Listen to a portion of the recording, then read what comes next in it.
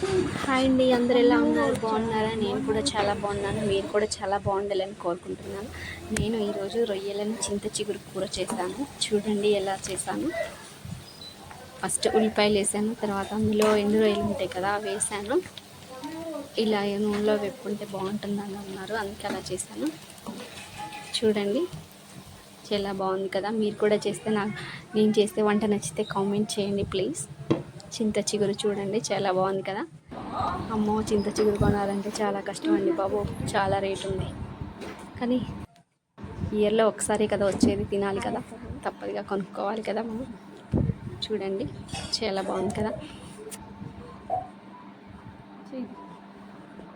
చాలా ఫ్రెష్గా ఉంది కదా, అప్పుడే వచ్చింది, నేను తీసుకున్నాను అనమాట.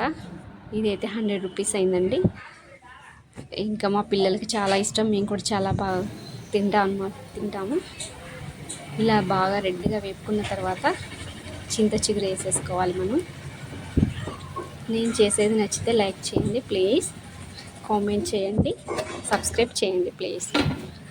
చూడండి అయిపోయింది, అంతా మగ్గిపోయింది. ఇంకా నెక్స్ట్ ఏం చేయాలంటే కారం వేసుకోవాలి, కారం ఉప్పు వేసేసుకోవాలి. ఇది మగ్గిన తర్వాత మనకి కారం ఉప్పు సరిపడా వేసుకోవాలి, ఎవరి టేస్ట్ వాళ్ళది కదా. చూడండి చాలా బాగుంది కదా, నాకైతే భలే అనిపించేసింది. ఇంకా మళ్ళీ హృదయం ఎక్కడున్నది, హృదయం ఎక్కడున్నది, నీ చుట్టూనే తిరుగుతున్నది. అందమైన అబద్ధం ఆడుకున్న వయసే నాలో విరహం పెంచుతున్నది. చూపులకై వెతిక, చూపుల్లోనే బతిక, కళ్ళు తెరిచి స్వప్నమే కన్నా, తొలిసారి కళ్ళు తెరిచి స్వప్నమే కన్నా. హృదయం ఎక్కడున్నది, హృదయం ఎక్కడున్నది, నీ చుట్టూనే తిరుగుతున్నది.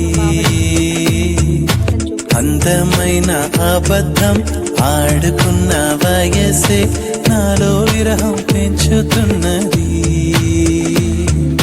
చూపులకై వెతిక, చూపుల్లోనే బతిక, కళ్ళు తెరిచి స్వప్నమే కన్నా, తొలిసారి కళ్ళు తెరిచి స్వప్నమే కన్నా.